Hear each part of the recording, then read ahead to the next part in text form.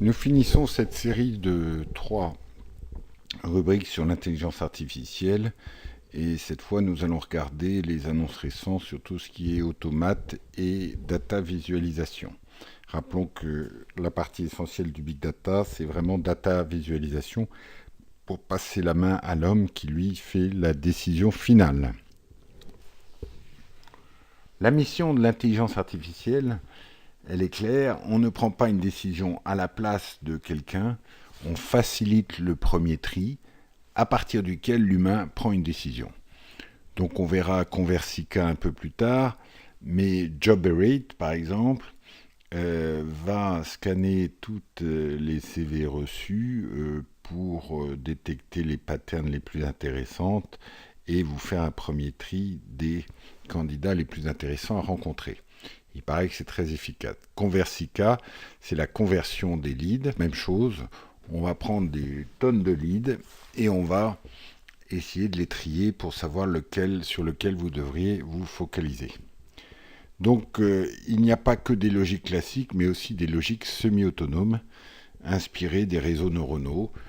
Donc là, on est dans un domaine où on s'en donne à cœur joie, puisqu'il s'agit de valider des leads, de donner un peu de l'inspiration au chargé de clientèle qui va appeler tout ce monde-là.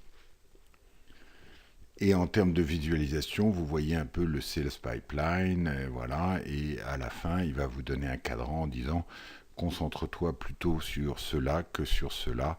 C'est ce qu'il devrait payer aujourd'hui sans forcément vous expliquer pourquoi. Alors là, une autre application de l'intelligence artificielle, et on a vu ça chez Dreamforce en octobre 2016. Grosso modo, vous rentrez votre nom, il vous reconnaît sur LinkedIn, il vous dit c'est bien vous, voilà, et 30 secondes plus tard, il vous sort votre profil MBTI uniquement à partir des informations que vous avez publiées sur les réseaux sociaux. Alors moi, c'est assez étonnant parce que je fais que du réseau social professionnel sur LinkedIn et Twitter, pas du Facebook, etc., où on partage ses sentiments. Et voilà ce qu'ils sont capables de donner, qui, au dire de certains des ambassadeurs d'InnoSearch, est tout à fait correct pour moi. Voilà, unique mix of natural charisma and keen analytic skill, but lack patience. Donc ça, c'est moi. Donc assez étonnant. Vous voyez, vous tapez n'importe quel nom de votre client et vous avez une fiche d'analyse qui va vous permettre même de lancer bien la conversation pour prendre dans le bon sens du poil. Le plus important dans le big data, c'est data visualisation. Et voilà une très belle perle qu'on a vue au labo de General Electric qui nous disait que c'est en service dans une utility company.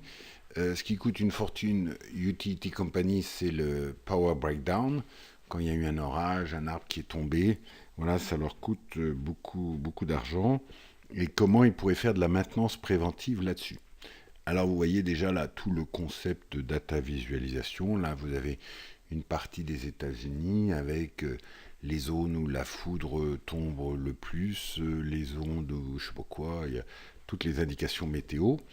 Et il arrive à faire du drone jusqu'à tomber sur cette photo-là, qui est une genre de street view, satellite view, où vous voyez cet arbre qui est près d'un poteau électrique, dans un coin où il y a beaucoup de foudre et beaucoup de tempêtes. Et donc la recommandation, c'est que tu réfléchis pas, tu prends ta tronçonneuse et tu vas tronçonner cet arbre. Donc c'est assez puissant, on est vraiment Minority Report, drill down, et ça, apparemment, ça marche aujourd'hui aux États-Unis grâce à GE.